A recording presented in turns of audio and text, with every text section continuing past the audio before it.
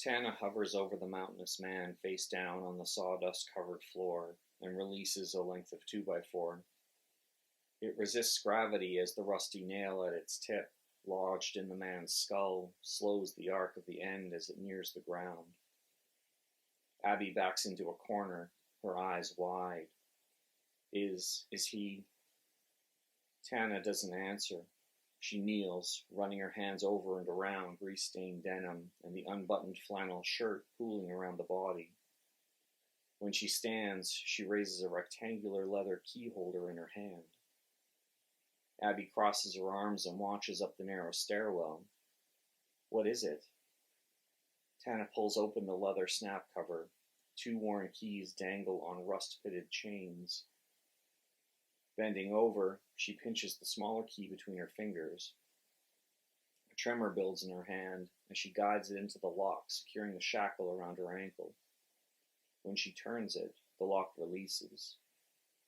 Tana peels the metal band away and looks at Abby. Here, catch. Tana lobs the holder. The keys stretch against their bonds, spinning twice before they are snatched from the air.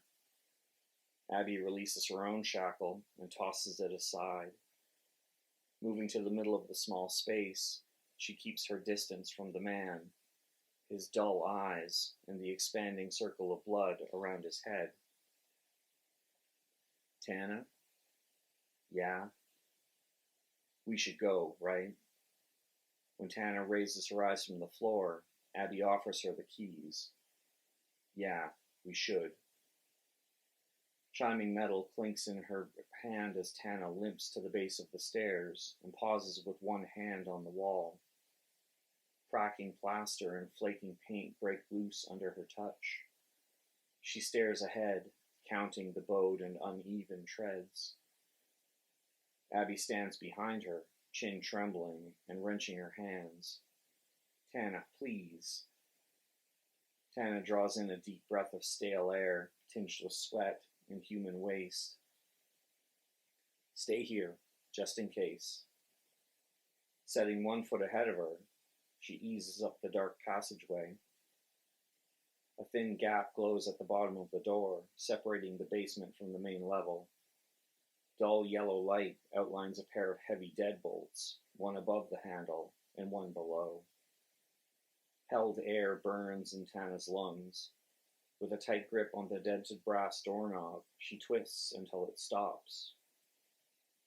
She swallows against the dryness in her throat, then leans on the door.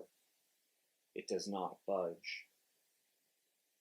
The tremor in her hand worsens as Tana separates the larger of the 2 keys and slides it into the bottom lock. Though dusty and rough, it clicks back without resistance. She tries the knob again, and the door breaks free of the frame. Tana spins her head and waves to Abby, peering around the wall at the bottom of the stairwell, then steps forward. The door snaps shut in Tana's face, and the top deadbolt hits home with a thud. Tana stumbles backward, but holds her hand out to the wall to brace herself. No.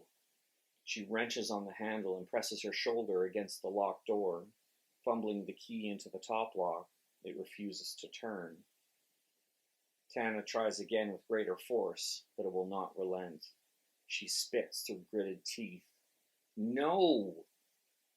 Tana's breath hitches, and the keys fall to the top step. Shaking hands cover a scream building in her throat.